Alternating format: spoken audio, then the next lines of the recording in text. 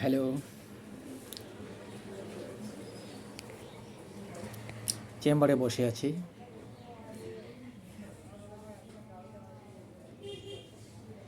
আপাতত চেম্বারে রুগী নেই, একা একা বসে আছি।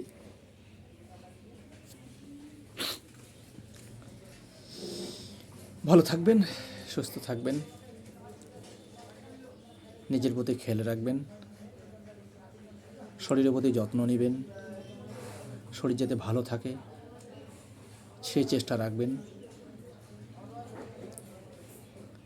আমাদের মধ্যে কী হয় বলুন তো, আমরা কিন্তু খুব অলসতা যাকে বলি, সকালে উঠতে ইচ্ছে করে না ঠান্ডার দিন, সেটা যে আমাদের কতটা ক্ষতি হয় আমরা কিন্তু বুঝি, তারপরেও আমরা বুঝার ভান করি। যেমন সকালে উঠবেন,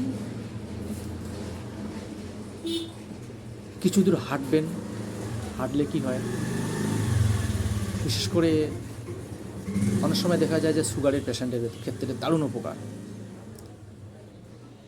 যারা শরীর খুব ফ্যাট তাদের পক্ষে দারুণ উপকার। কিন্তু সেটা কিন্তু জুতা পাত দিবেন না। সকালে যখন হাঁটবেন খালি পায়ে, জুতা যত থাকে না, তাহলে কী হবে বলুন তো, চোখের দৃষ্টিশক্তির ক্ষেত্রে দারুণ কাজ খালি পায়ে হাঁটলে।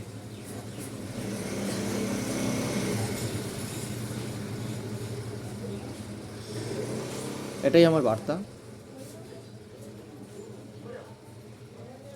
বিশেষ করে যাদের ডায়াবেটিস আছে,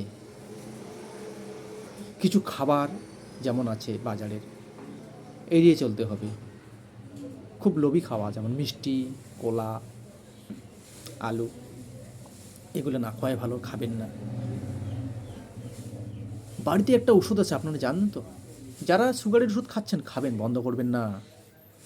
কারণ একবার বন্ধ করলে আবার সুগার উঠলে আবার নামাইতে খুব কষ্ট হয়, অনেকদিন আবার ওষুধ খেতে হবে। সবার বাড়িতে কম বেশি পাওয়া যায়,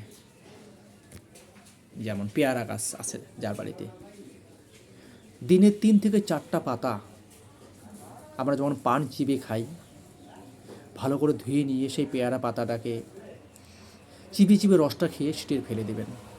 কেন প্রতিদিন বাইটে রস খেতে গেলে কি হয়, একটু বিরক্ত আসে যায়, এগুলো কাজ প্রতিদিন ভালো লাগে না। কিন্তু সেটাকে আপনি অভ্যাসে পরিণত করবেন। গাছ থেকে 3 থেকে 4টা পাতা, গাছ থেকে 3 থেকে 4টা পাতা পেরে নিয়ে মুখের মধ্যে ঢুকাইলেন, চিবিয়ে চিবিয়ে চিবিয়ে রসটা খেয়ে সিটে ফেলে দিলেন।